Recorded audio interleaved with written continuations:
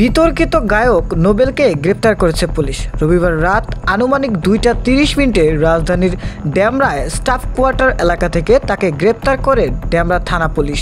নোবেলের বিরুদ্ধে অপহরণ, ধর্ষণ ও প্রাণনাশের হুমকির অভিযোগে মামলা হয়েছে বলে নিশ্চিত করেছেন ডেমরা থানার ভারপ্রাপ্ত কর্মকর্তা। ওসি জানান, গত বছরের নভেম্বরে নোবেল এক শিক্ষার্থীকে জোরপূর্বক তুলে নিয়ে আসেন এবং বিয়ে না করেই গত 7 মাস ধরে তাকে ধর্ষণ করেন। এমনকি এসব ঘটনা ফোনে রেকর্ডও করেন বলে অভিযোগে উল্লেখ রয়েছে। কিছুদিন আগে ওই শিক্ষার্থীকে মারধরের একটি ভিডিও সামাজিক যোগাযোগ মাধ্যমে ভাইরাল হলে ভুক্তভোগী 999-এ ফোন করে পুলিশের সহায়তা চান। এরপর পুলিশ তাকে উদ্ধার করে এবং একটি ধর্ষণ মামলা রুজু হয়। মামলা দায়েরের পর থেকেই নোবেল পলাতক ছিলেন। এর আগে 2023 সালের 20শে মে নোবেলকে গ্রেপ্তার করা হয়েছিল।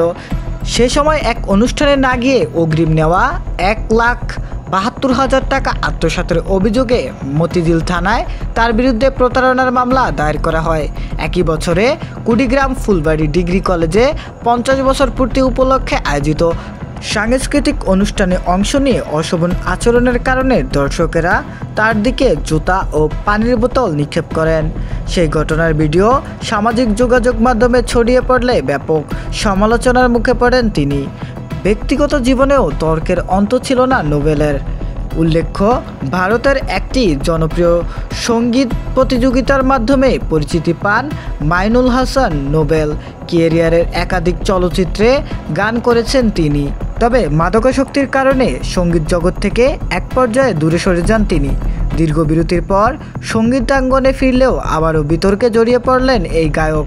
নোবেল পূর্বে জানিয়েছিলেন তিনি আর কখনো শ্রোতাদের হতাশ করবেন না এবং নিয়মিত গান উপহার দেবেন। তবে সাম্প্রতিক ঘটনাবলী তার সেই প্রতিশ্রুতির সঙ্গে সাংঘর্ষিক।